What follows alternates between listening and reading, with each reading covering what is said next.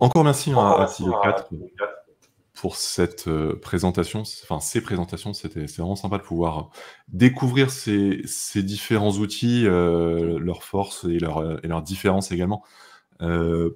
Pour commencer, on va très brièvement faire un tour de table où chacune et chacun pourra d'une part se présenter rapidement, ce qu'on n'a pas forcément fait pendant le reste de l'émission, et aussi faire un bref rapport d'étonnement. Donc ne parlez pas de votre outil, mais voilà, parlez plutôt de ce que vous avez découvert éventuellement. Si vous avez rien à dire, vous n'avez rien à dire, il n'y a pas de souci. Mais voilà, sur les différents outils que vous avez découverts, je vais commencer. Moi, donc je suis Pierre Sironin, je suis freelance no-code, donc plutôt sur Bubble, Airtable-Make. Donc les sites web ne sont pas forcément ma spécialité. Mais je situe un peu ces différents outils et un certain nombre de choses que j'ai entendues viennent confirmer un peu les idées que j'avais dessus. Une des choses qui m'a marqué, ça concerne Silex, où c'est vrai que ce côté libre, auto-hébergeable, etc., est à la fois un avantage, notamment quand tu t'adresses à un public de développeurs, mais aussi un inconvénient pour des personnes un peu moins techniques qui ne savent pas forcément le faire ou ne savent pas bien le faire. Et j'ai été plutôt rassuré, Alex, dans ta présentation des possibilités de déploiement en un clic sur GitLab et d'auto-hébergement qui sont beaucoup plus simples que pour certaines solutions où c'est un peu plus technique. Il faut vraiment avoir un serveur dédié, etc. Donc voilà, c'était plutôt la bonne surprise. Et puis après, voilà, j'ai beaucoup apprécié aussi toutes les autres présentations, même si j'ai eu moins de surprises, on va dire. Et alors, on va continuer dans l'ordre à l'écran. Donc vas-y, Alex, je t'en prie. Bah oui, merci. Alors moi j'ai aimé Amélie à un moment a montré un truc comme quoi il y a eu des nouveautés dans Webflow là sur le pricing et tout en bas là. Et du coup j'ai été voir un petit peu et effectivement il y a eu des nouveautés assez ouf dans Webflow, voilà. Mais voilà, mais bon après ils prennent une direction marketing qui du coup me concerne moins, mais au moins les choses sont claires et c'est intéressant. Après Web Studio, j'avais jamais vu de démo vraiment complète, donc c'est intéressant comme on est les deux produits open source qui souvent sont comparés, même s'ils ont pas trop à voir dans leur approche, je pense. Enfin, il y a des points communs, mais beaucoup de différences. Et donc du coup, c'était intéressant aussi. Voilà. Ouais. Bah, Milan, si tu veux prendre la suite.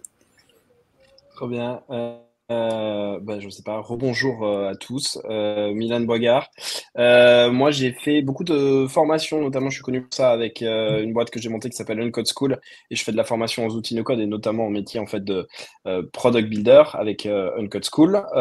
Et il s'avère qu'effectivement, comme je vous le disais, je suis aujourd'hui en fait de plus en plus impliqué en fait sur le développement de Web Studio, donc dans la communauté et donc c'est un outil que j'apprécie particulièrement. Et du coup aujourd'hui il y a une partie en fait de mon activité qui consiste effectivement à faire deux choses en fait, de la prestation de services autour de Web Studio, donc pour de la création de sites web classique.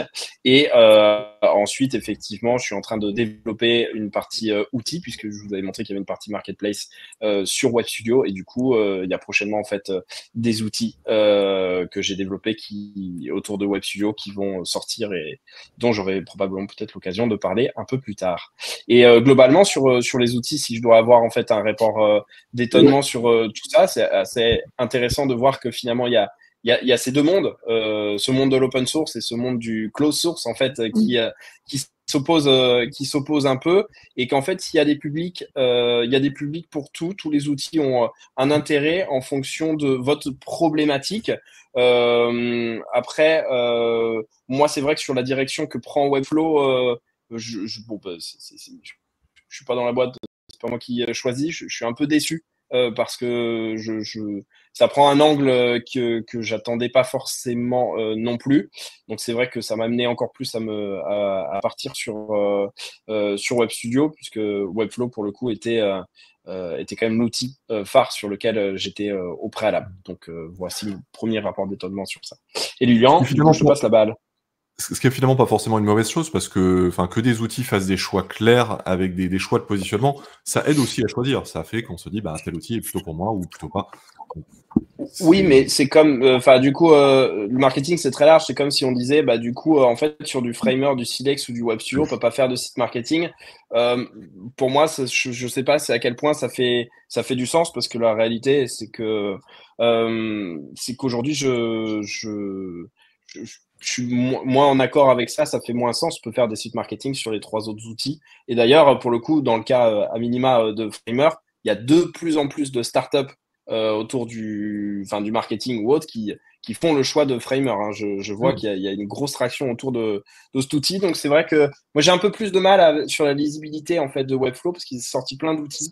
La question de membership, des logiques et du coup tout ça un peu abandonné. Donc voilà. Bah, ils essayent de concurrencer un peu HubSpot, en fait, je pense, tu vois, des trucs. Dans HubSpot, il y a un super website builder, par exemple, mais qui n'est pas très connu, mais qui est génial. Ils vont se retrouver probablement au milieu. C'est vrai que c'est assez bluffant ce que fait HubSpot dans le marketing. Pour nous, c'est moins marrant, mais pour eux, c'est quand même un truc de fou, quoi. D'accord, mais du coup, j'avais pas vu le truc. Du coup, ça veut dire qu'en gros, le positionnement est plutôt CRM, en fait, finalement, à la fin. Ouais, je pense, moi. C'est ce que je pense qu'ils sont en train de faire. D'accord, ok. Tu n'espères pas? Ah non. Je trouve que les évolutions sont top, sont hyper intéressantes, mais moi, ça me donne un peu l'impression de devoir partager mon jouet avec les équipes marketing, et c'est mon jouet. Après, dans HubSpot, par exemple, il y a besoin de développeurs quand même pour faire marcher le truc. Il y a besoin de faire les sites. Jamais les équipes marketing, elles iront faire. Donc, à mon avis, ça peut t'ouvrir vraiment, au contraire, des portes avec beaucoup de clients, quoi. Mais bon, je sais pas. Là où Web Studio, par exemple, essaye de se mettre vraiment sur les développeurs, du coup, les développeurs, ça va leur ouvrir des portes. Mais là, le marketing, c'est plein de bons clients, quoi, quand même. C'est des gens qui savent pas on va finir le tour de table. Lilian? Coucou, moi je suis cofondateur de La Capsule, je suis aussi freelance sur Make Airtable, donc voilà, les sites web c'est pas non plus mon domaine d'expertise, même si je connais un peu tous les outils, et j'ai pas pu rater Web Studio vu la promo que t'en fais, Milan, donc c'est top. J'ai pas, en vrai, j'ai pas, moi l'outil un peu que Webflow, je connaissais un petit peu, mais je trouve que c'est très compliqué pour prendre la main dessus, comme j'ai expliqué. Web Studio, ça m'a l'air un peu plus simple parce que je suis quelqu'un d'assez technique en tout cas, sans y connaître de ouf en HTML, CSS et tout, mais je comprends un peu la logique derrière. Silex, je connaissais pas. Et voilà. Sinon, moi, je suis très satisfait de Framer et je trouve que même si c'est un système fermé, le pricing il change pas de ouf. Enfin voilà, moi je parle en tant qu'utilisateur et pas en tant qu'expert de ces outils-là. Donc voilà. Amélie. Ok, donc rebonjour, Amélie Guider, moi je suis freelance aussi, experte Webflow. Moi déjà j'ai trouvé ça hyper intéressant, toutes les présentations, mais c'est vrai que ça fait 4 ans que j'ai le nez dans Webflow, que j'en sors pas. Et du coup, je me suis jamais vraiment trop penchée sur les autres outils, donc c'est hyper intéressant et clairement, je pense que je vais passer un peu de temps sur chacun. L'autre point intéressant, c'est que tout le monde est passionné de son outil et ça, je trouve ça génial. Enfin, ça se voit dans la manière de parler, etc. Et je me rends compte que je suis pas la seule à avoir eu du mal à tout dire en 10 minutes, donc ça me rassure un peu aussi. Framer, j'en avais entendu parler, je l'avais jamais vu visuellement. Et je ne sais pas si j'arriverai la prise en main parce que justement, cette similitude avec Figma, j'ai un gros problème avec Figma. À partir du moment où je dois aller chercher des informations pour intégrer dans Webflow, pas de souci. Dès qu'il faut que j'essaye de faire une frame ou faire quelque chose, j'ai un blocage. Donc visuellement, comme Framer a l'air de ressembler autant à Figma, je ne sais pas si j'arriverai à naviguer. Il faudrait que je teste. Et clairement, Web Studio, il va falloir que je me libère un peu de temps aussi pour aller voir tout ça. Donc non, super intéressant et il faut que j'ouvre mes chakras à d'autres outils. Claire faisait remonter un point sur le fait que donc effectivement il y a beaucoup d'outils avec des propositions différentes qui vont plaire aussi à des publics différents, mais qui ont également des durées de vie incertaine, tel outil, on ne sait pas s'il sera là demain. Des pricing qui peuvent doubler du jour au lendemain. On en a fait la douloureuse expérience déjà sur un certain nombre d'outils no-code. Donc, pour choisir, c'est pas évident. Pour faire une recommandation à un client, encore moins, parce qu'en fait, on s'engage en quelque sorte. Et c'est vrai que il y a tout ça à prendre en compte quand on choisit un outil. Là, quand même, les outils qu'on a présentés aujourd'hui, ils sont pas sortis hier non plus. J'ai l'impression qu'ils ont une certaine base d'utilisateurs. C'est pas forcément les outils pour lesquels je suis le plus inquiet, même si après on pourrait regarder un peu plus dans le détail et voir. Après, c'est vrai que quand on fait le choix du libre avec Silex, par exemple, la question se pose pas vraiment parce que l'outil, on l'a sous la main. Donc, si demain l'organisme qui gère Silex n'existe plus, l'outil continue de vivre finalement. Web Studio, c'est pareil aussi.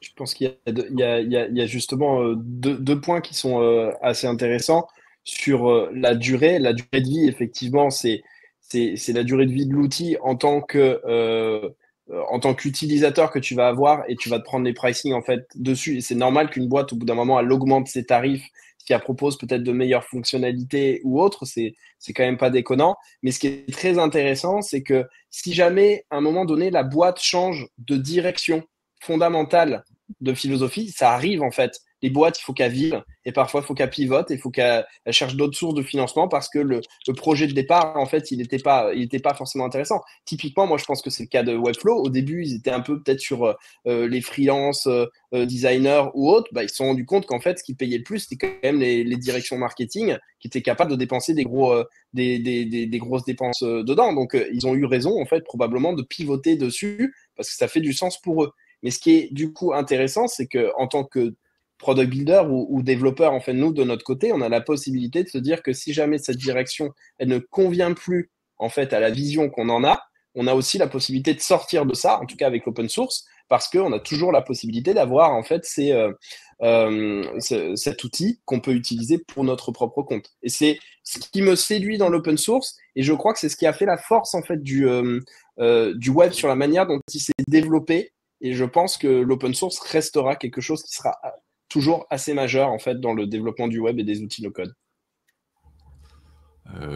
Claire faisait remonter un point aussi. Claire est plutôt utilisatrice de WeWeb, et elle faisait remonter le fait que, en fait, dans la mesure où un Web Studio va se rapprocher de WeWeb et que les pricing sont quand même pas du tout les mêmes, pour certains cas où on fait des applications assez simples, ça peut avoir le coup de se dire tant pis, je fais quelques sacrifices sur les possibilités de l'outil pour en fait avoir un budget qui va plus être à la portée de certains clients, parce que un Xano plus WeWeb, c'est pas du tout à la portée de tout le monde. C'est quand même un certain budget par mois, mais effectivement, ces points sur l'open source et le libre sont une vraie sécurité, en tout cas pour un certain nombre d'utilisateurs. Tu voulais dire quelque chose, Alex? On t'entend pas. En mute. Pardon, c'est en mute. C'est par rapport à ce que tu viens de dire là, c'est intéressant c'est vrai qu'on peut faire des concessions sur certaines features de temps en temps, mais aussi si on met l'argent qu'on aurait mis dans un outil plus cher dans le fait de payer un freelance ou de passer du temps à développer un peu mieux l'outil, à rajouter une feature, il y a moyen pour la plupart des features, en fait, il y a moyen de les faire en plusieurs étapes. Tu sais, tu peux faire un petit truc qui te permet juste de répondre à ton besoin client. Là, tu payes un freelance quelques jours pour le faire, il l'intègre dans l'outil open source, quoi. Et du coup, l'outil devient meilleur pour tout le monde, et c'est la force de l'open source, quoi.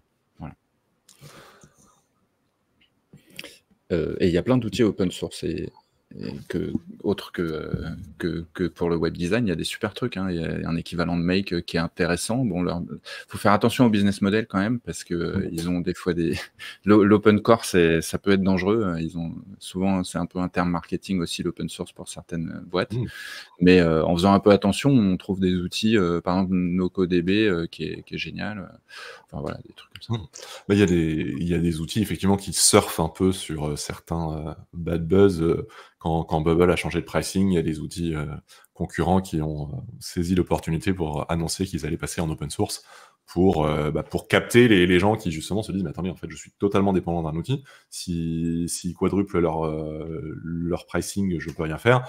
l'open source peut être une manière de me rassurer là-dessus, même si, encore une fois, il ne suffit pas juste d'avoir l'étiquette open source pour que tout soit résolu. Il y a des réalités quand même très différentes. Effectivement, comme tu le dis, tu es beaucoup plus expert du sujet que moi, mais voilà, ça ne résout pas forcément Juste, excuse-moi, une petite remarque supplémentaire qui est quand même, je trouve assez intéressante, puisque pour être un observateur en fait des outils no-code depuis déjà pas mal d'années, c'est vrai que du coup, bon, moi en tant que dev, avant, j'ai fait forcément que de l'open source en fait avant, parce que c'était globalement ce qu'on avait à disposition sur les langages ou autres. Et après, quand je suis passé en fait sur les outils no-code, c'est vrai que je les trouvais vraiment de qualité. Ils étaient bien pensés. Tu prends un Webflow, franchement, l'interface, elle est folle, elle est hyper bien pensée, elle est hyper intéressante, etc. Et c'est vrai que, en fait, dans le monde de l'open source, globalement, il y a souvent des très très bons développeurs, mais la partie design, elle n'était pas là non plus. Il manquait en fait pas mal de choses, et je trouve qu'on s'y retrouvait pas vraiment en fait sur la partie open source pendant longtemps, et que aujourd'hui, on a un vrai tournant où vraiment il y a des outils open source qui sont ultra sérieux et qui proposent en fait des expériences qui sont extrêmement proches de ce qu'on peut retrouver en fait aujourd'hui sur du closed source, enfin, ou des outils moins libres. Et je pense que ça, il y a un changement de paradigme intéressant à continuer à regarder, de mon point de vue. Un des outils open source, c'est pas du tout pour les sites web, mais qui fait partie des plus prometteurs, c'est pour moi Basero, qui est un concurrent d'Airtable, qui a fait un choix de l'open source avec des possibilités intéressantes. Ils sont fonctionnellement, en termes d'UX, loin encore d'Airtable, mais voilà, ils ont une feuille de route et une proposition qui sont assez intéressants là-dessus. Je vous propose pour terminer un petit exercice, je vais vous donner quelques cas d'usage et vous allez me dire quel outil vous verriez en face. Dans un premier temps, chacun donne un nom d'outil, et si vraiment on n'est pas d'accord, on discute brièvement, parce que sinon on n'aura pas fini pour le live de 21h. On sait qu'on est tous passionnés de ces sujets, donc ça peut prendre beaucoup de temps. Mais voilà, l'idée, c'est juste de voir un peu plus concret, sur les exemples plus concrets, ce qui va faire la différence entre ces outils. Si vous cherchez à faire une landing page rapide, quel outil ou quels outils vous verriez ?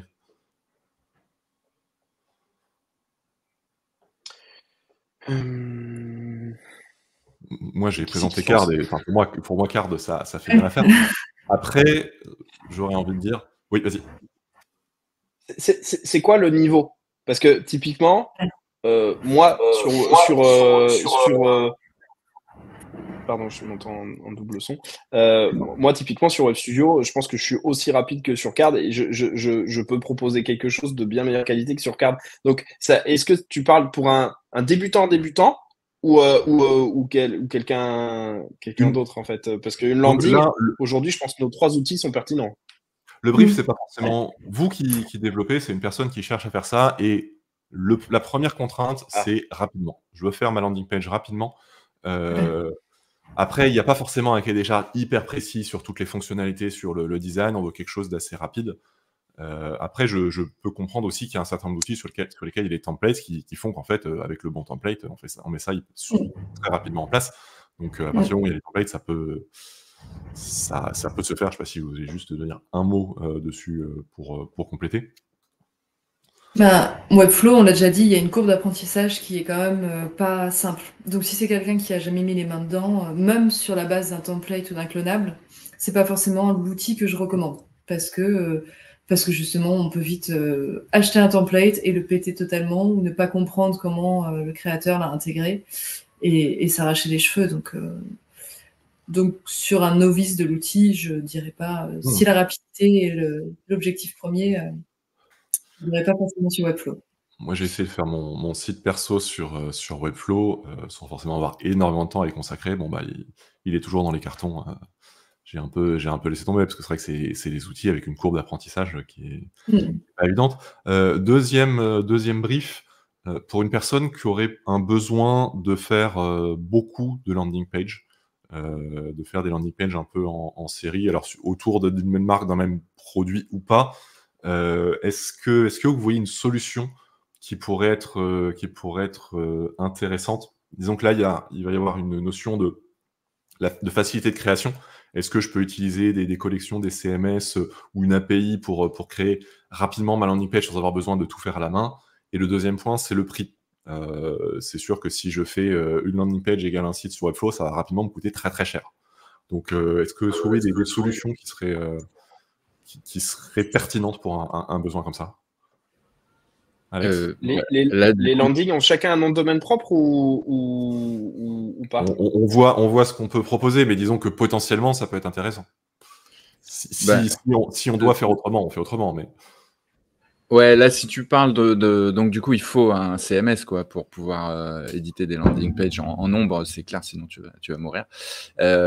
Donc du coup, si tu parles de ça, un CMS plus un problème de coût, forcément, déjà l'open source, et puis voilà, ouais, moi je dirais Silex évidemment parce que voilà, mais c'est vrai qu'en utilisant GitLab tu peux faire absolument tout. Puis si tu as finalement besoin d'un nom de domaine par site, tu publies chez n'importe quel hébergeur que tu payes pas cher, tu publies par FTP, et puis chaque FTP, chaque dossier c'est en fait un nom de domaine, et puis voilà, hein. Ouais. Sans programme. Pour le coup, sur Web Studio, on va avoir deux cas d'usage en fait qui sont intéressants. Eux, ils ont un pricing en tout cas à 20 euros, enfin $20 par mois, où c'est unlimited domain, où du coup ça répond en fait à la problématique de la landing page. Ça c'est le premier point, donc ça fonctionne. Le second point, c'est que tu peux avoir également en fait du programmatique, dans le sens où effectivement, vu que tu peux binder n'importe quel type de données à partir d'un CMS, en gros, tu peux créer tes pages en fait au fur et à mesure via ton CMS en fait externe. Il suffit de binder tes données en front, et ça te crée en fait à la volée des landings sur le même domaine. Du coup, ça fonctionne bien, ça va hyper vite. Donc, en tout cas, c'est une solution qui est OK dessus. Alors, ce qui peut être intéressant, bon, si on met de côté le pricing et le fait qu'il faut des noms de domaine différents, ce qui est intéressant sur Webflow, c'est qu'on aurait l'option soit de fonctionner par le CMS, effectivement, où là, on a un template de page qui serait assez codifié d'une landing page à l'autre. Mais maintenant, on peut aussi faire, alors, au niveau du naming, il mélange un peu tout, ce qui n'aide pas non plus à s'y retrouver. On peut faire des pages templates en dehors des collections. C'est-à-dire qu'on peut avoir une base de pages en dehors du CMS et venir avec les composants jouer un peu avec des éléments et dire et que quelqu'un n'ait que à empiler des briques de composants qui sont créés, si jamais le besoin est aussi d'avoir des landing pages qui sont un peu différenciées en fonction du contenu. Ça peut être intéressant aussi. Ok. Cas suivant, un blog. Qu'est-ce que vous utiliseriez pour un blog? Ou c'est-à-dire, ça peut être un site, mais une grosse partie du boulot, c'est de poster des articles, quoi. Moi, j'aime beaucoup Ghost. Moi, j'aime beaucoup Ghost. Je ne sais pas si vous connaissez. Ouais. Tu disais, Amélie, pardon? Non, je dirais Webflow. Forcément. Surtout que même pour un point de vue référencement naturel, c'est souvent ce qui est recherché aussi avec des contenus type blog. Webflow permet aussi de pousser énormément la personnalisation.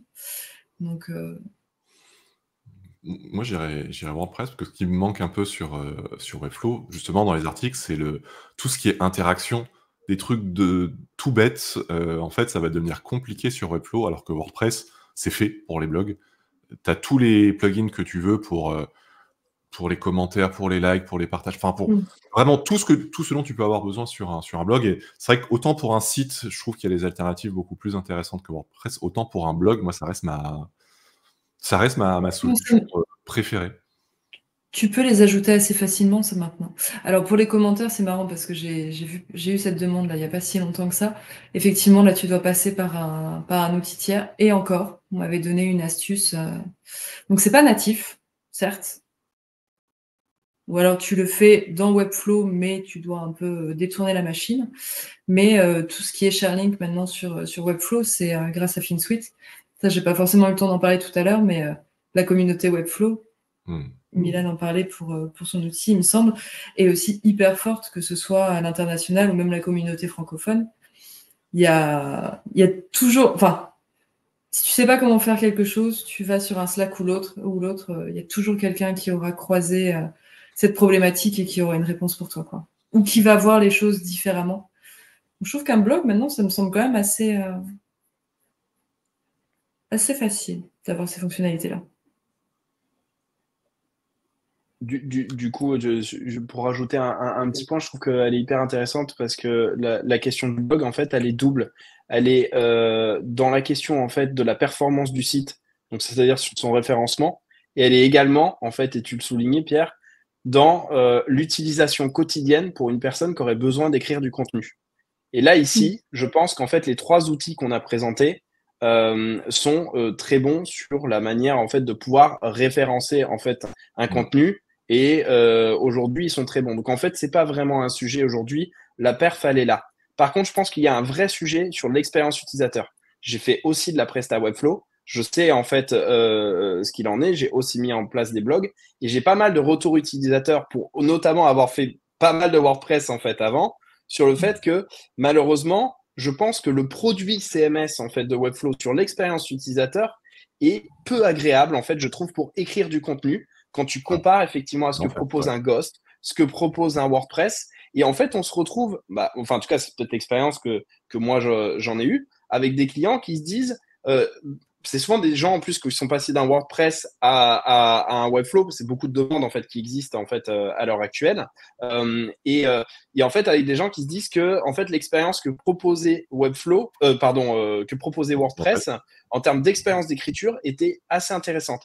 Et du coup, il faut arriver un peu à manier en fait les deux choses en même temps en proposant des sites qui proposent un référencement en fait de qualité et poussent les fonctionnalités en fait comme le disait Amélie, et en même temps propose aussi une expérience d'écriture de contenu qui est ok. Et je trouve que ce que tu dis en fait WordPress c'est très bien, et c'est la raison pour laquelle moi notamment Web Studio m'a intéressé. C'est parce qu'en fait il y a beaucoup de clients qui se disent nous on voudrait quand même être plus en front, il faudrait quand même que ça soit beaucoup plus canon en fait et plus simple à faire ce qu'on a. Mais la plupart des gens en fait qu'on a en prestation, c'est des gens qui écrivent du contenu et qui sont pas techniques. Et du coup, ils étaient à l'aise en fait avec du WordPress ou autre, et de les passer en fait sur un autre outil qui je trouve est pas au niveau de ce qui se fait aujourd'hui.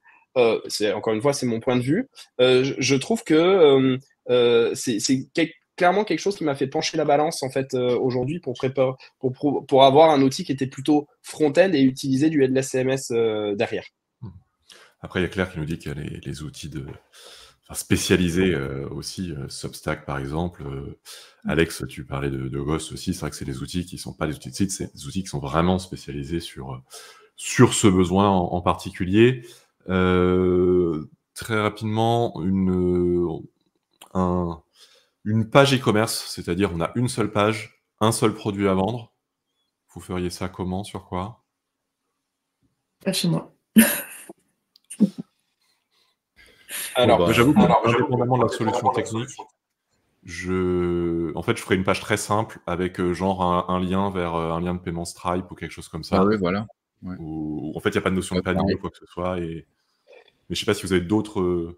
Non, pareil. Non, du coup, j'ai déjà eu une demande aussi de ça, et effectivement aujourd'hui sur du e-commerce, en tout cas sur, je parle encore une fois de ce que je connais probablement le mieux, qui est Web Studio. Eux, l'objectif, et c'est dans la roadmap, Shopify est clairement en fait sur leur lancée, et c'est de pouvoir s'intégrer avec du Shopify. Ce qui est encore très malin, parce que je pense qu'aujourd'hui, en fait, avoir un outil qui essaye de développer en fait des fonctionnalités e-commerce, c'est tellement dur en fait, le nombre de trucs qu'il y a à gérer, que en fait le mieux c'est est-ce que on peut pas trouver en fait des moyens d'avoir des fronts qui sont vraiment de qualité et qui déchirent tout, et d'utiliser un back office comme Shopify qui aujourd'hui en fait est ultra scalable et fonctionne bien.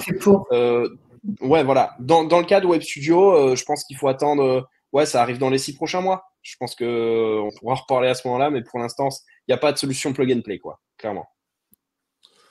Mais là, pour ce que tu décris... Pardon, vas-y Amélie, je t'en prie. J'allais juste rebondir sur Shopify, justement. Finalement, il y a cette problématique avec pas mal d'outils. Il y a des outils qui ont été faits pour une fonctionnalité et qui fonctionnent hyper bien. Shopify pour le e-commerce, il va y avoir des outils qu'on va retrouver sur des sites de sport, de réservation, de créneaux, etc., etc. Je trouve que ça ne sert à rien d'essayer de les recréer dans d'autres alors qu'enfin, ça fonctionnera jamais aussi bien. Donc effectivement, ce qu'il faut que les solutions arrivent à faire, c'est comment est-ce qu'on arrive à bien plugger un Shopify dans Web Studio, dans Webflow, un Mindbody, pareil, parce que là aujourd'hui, on est avec des iframes, mais c'est des choses qui sont visuellement assez horribles. Mais c'est vrai que ce serait chouette que ces solutions-là arrivent à mieux les intégrer, tous ces outils hyper pointus. Et tu disais, Alex? Ouais, il y a un outil qui a été racheté par Shopify d'ailleurs et qui s'appelle Snipcart, je vous le mets là dans le chat, qui est pas mal. Nous, on en a vendu plusieurs. Enfin, plusieurs sites qui utilisaient ça avec Silex et Snipcart. Ça s'intègre vraiment bien. L'expérience est pas mal. C'est un Shopify plus simple. Mais effectivement, là, on a des clients qui nous ont dit, bah oui, mais nous, la facturation, on veut que ce soit dans tel mode avec des trucs de comptable. Bon, bah là, il faut vraiment du gros Shopify. Mais sinon, pour le cas que tu décrivais, Pierre, moi je mets franchement le lien Stripe ou même PayPal, ça marche nickel. Et selon le profil de la personne, en fait, ça se trouve un GitLab page à la main, on fait une page HTML même avec ChatGPT, et puis voilà. Ça dépend des besoins. Il y a plein de gens, leur mettre dans les mains un website builder, c'est une folie parce que s'ils ont qu'un seul projet. Ils ont un seul projet, ils n'ont pas de pognon et par exemple, ils ont des connaissances techniques. Bon, bah, voilà. Après, ça dépend. Voilà. Ça dépend du profil de la personne, je pense. Claire nous dit Shopify pour un produit unique, ça fait un peu overkill. Oui, on est à peu près tous d'accord. On a dévié vers la question suivante, qui était un e-commerce plus générique. Et là, c'est vrai que Shopify finalement reste un indétrônable. C'est un peu ce qui ressort, parce que c'est vrai que c'est très complexe entre les stocks, les expéditions, les paiements, les paniers, il y a tellement de choses à gérer, et la facturation. Enfin, donc c'est vrai qu'un outil qui se fait ça bien, finalement, c'est quand même précieux. Si on veut faire un annuaire, alors un annuaire de produits, de projets, de personnes, etc., mais on a beaucoup de contenu à gérer, à afficher, et ce qui sera clé dedans, c'est surtout comment on gère et on fait vivre cette collection de pages à afficher, à rechercher, etc. Donc, c'est les choses que vous nous avez montré dans les présentations, chacun de vos outils gère. Est-ce que juste en 30 secondes chacun, il y a éventuellement un point qui pourrait vous sembler intéressant pour ce cas d'usage en particulier, pour se dire peut-être que l'outil vaut le coup? Ouais, moi, ce qui me vient à l'esprit tout de suite, c'est Squidex. Je sais, j'ai des noms un peu tordus tout le temps. Donc, c'est open source, c'est libre. Squidex, c'est génial. Ça se branche avec Silex. On a fait le site Silex avec ça. Et ce qui est génial, c'est les raccourcis clavier dans ce truc-là. Et en fait, on peut naviguer d'une fiche à une autre. On peut créer ses propres types de contenu, comme dans un peu tout. Même WordPress, finalement, il y a avec ACF ou dans Webflow ou dans Web Studio, on peut créer des types de contenu avec des CMS, quoi. Et après, naviguer de l'un à l'autre, il y a des raccourcis, il y a un peu d'IA à l'intérieur, on peut traduire des trucs et tout. Quand c'est en plusieurs langues, le multilingue est super. Enfin, ouais. Donc, Squidex, c'est vraiment le CMS ou ça fait le front aussi pour ce cas d'usage? Non, c'est que le CMS, ouais, c'est headless. C'est vraiment l'interface sur laquelle tu vas gérer tous tes objets et tu branches Silex pour l'affichage. Ok. Par exemple, ouais. Okay.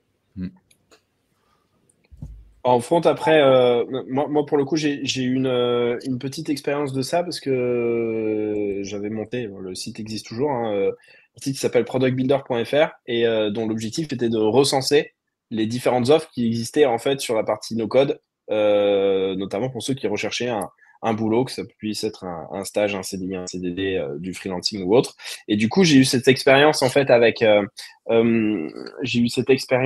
Webflow. Et c'est vrai que du coup, j'avais un peu utilisé du FinSuite dans tous les sens, etc. Un peu du Make, et j'avais trouvé que c'était un peu overkill et en termes de gestion. Voilà. Du coup, ça m'avait pas, hypé plus que ça, mais j'avais quand même réussi à le faire sur Webflow avec un design qui était plutôt assez sympa. Et sur Web Studio, il y a évidemment plein de manières en fait de le gérer. Et vous pourrez voir le lien, je sais pas comment je peux l'envoyer, mais ils ont un lien qui s'appelle Headless CMS Finder pour trouver en fait le bon CMS quand tu utilises un front-end, pour choisir celui qui te convient. Et justement, ça correspond à ta problématique dont tu as parlé. Je sais pas si je peux partager le lien. pour le coup, mais donc du coup, c'est possible de mettre des filtres ou autre, un peu un truc à la C'est ce que tu Softer. as sur l'écran, là, on peut montrer ou non, pas du tout. Parce que là, tu as accès à mon écran? Oui, oui, oui. C'était. Ah bah d'accord. Ok. D'accord. Et bah du coup, ouais, c'est ça en fait. Tu vois, t'as toute la partie, t'as toute la partie filtre en fait qui va être qui va être dessus. Et puis peut-être le Ça, c'est design intéressant. est améliorable. Ça veut dire Mais rien. donc du coup, c'est assez intéressant. Et ça se fait entre guillemets de manière native en fait. J'ai pas eu le temps de le montrer sur comment fonctionne en fait le modèle d'expression qui est finalement hein, du littéral en JS, hein, qui est vraiment pas très compliqué, avec du ChatGPT ou du Claude, en plus vous allez très bien vous en sortir, donc aucun problème. Et du coup, il y a déjà des tutos en plus dessus, donc vous y retrouverez en tout cas sur ça. Moi, je serais curieux de voir. Mais non, mais c'est intéressant en annuaire comme ça, parce qu'en fait, ça veut dire que, enfin, même indépendamment du front qu'on utilise, ça permet de savoir ce qui existe et de choisir le bon CMS pour le bon besoin. Amélie, sur Webflow, après, sur Webflow, si je me souviens bien, tu peux pas directement aller chercher un CMS externe, une connexion externe. Faut d'abord synchroniser, enfin, Tu soit l'as tu vas créé. aller dans le CMS, soit synchroniser d'un outil vers le CMS Webflow, et ensuite tu affiches le contenu du CMS Webflow. C'est bien ça? C'est ça, c'est ça. Tu crées en fait toute ta base de données, et là, le point important, on va partir du principe que tout a bien été réfléchi, mais la problématique qu'on a souvent, c'est qu'en fait, les clients, ils savent pas. Ils n'ont pas cette vision-là à terme de leur contenu et de ce qu'ils vont en faire, et même d'une vision, je ne vais même pas dire long terme, mais moyen terme, de comment on gère si on a des contenus qui commencent à grimper, enfin, en avoir beaucoup. Or, c'est hyper important pour nous, en termes d'intégration, de bien penser justement les ponts, les interactions entre les collections CMS, et aussi ensuite pour pouvoir faire de la recherche et tout ce genre de choses. Après, comme le disait Milan, on ne peut pas nativement encore dans Webflow, je dis encore, je ne sais pas si ce sera prévu, mais faire des filtres, faire des recherches. Alors si tu peux, mais tu ne restes pas sur la même page. C'est-à-dire que tu peux avoir une page par catégorie ou autre, mais dans la même page, tu es obligé de passer par des solutions mises en place par FinSuite qui fonctionnent très bien à 80% quand elles sont compréhensibles. Après, il y a des limites. Tu parlais tout à l'heure du nested. Effectivement, ça c'est toujours très pénible, et la solution FinSuite n'aide pas vraiment non plus. Ouais, Donc, ouais. FinSuite où ça marche, mais enfin, il y a le sentiment que c'est quand Il faut même comprendre. inutilement compliqué pour un truc aussi basique. C'est ça. Bah, ce serait bien que ce soit natif, en fait. Ça. Très bien. Et ben, merci beaucoup. Donc, moi, je retiens que là, les 3 derniers outils en lice, Silex, Web Studio, Webflow, finalement, ont techniquement des possibilités assez similaires pour des rendus qui, en fait, pourront être identiques quasiment au pixel près, des performances très satisfaisantes également. Les différences se feront donc justement sur les différents cas de figure où il y a des petites fonctionnalités ou facilités des uns et des autres qui peuvent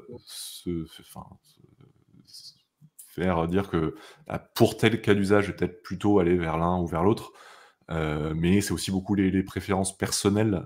On a vu Framer qui était peut-être plutôt pour les designers, Webflow avec de plus en plus une différenciation sur le fait de pouvoir mêler dans un même éditeur des gens techniques, des gens pas du tout techniques, qui pourront œuvrer ensemble sur un même contenu. Et des Web Studio et Silex qui auront un peu plus un accent sur des connexions externes où on se dit, en fait, les gens qui mettent les mains dans le contenu, ils sont sur un outil externe, et sur le site lui-même, c'est plutôt les devs qui ont la main. Et je trouve que c'est des approches intéressantes avec des modèles aussi différents et des pricing différents. Ça aussi, ça a son importance, mais je trouve que ça m'a en tout cas personnellement aidé à y voir beaucoup plus clair. J'espère que les quelques survivants qui sont encore avec nous dans le chat également, c'est vrai qu'on a assez allègrement dépassé le temps, donc je m'excuse pour ça, mais c'est vrai qu'on était un peu pris par la discussion et ces débats assez passionnants sur sur le sujet. Donc, merci encore à tous les trois et à Lilian qui a dû nous quitter un peu avant. Il avait d'autres obligations. Merci beaucoup pour vos présentations et ce débat. Ça a été très riche.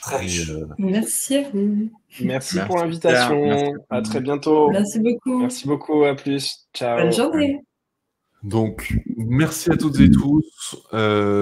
Pour la suite de votre journée, à 21h, vous avez un live par Adrien et David sur SmartSuit. Vous avez également 4 lives jeudi et encore 4 lives vendredi. C'est pas comme ça toutes les semaines, mais là, c'est la semaine anniversaire de No Code France. Donc, on a un gros programme donc à retrouver sur bento.me/nocodefrance. Vous aurez le calendrier de stream et toutes les infos sur ce planning de streaming. Merci de nous avoir suivis. Merci encore à nos intervenantes et intervenants. Et à très bientôt. Salut.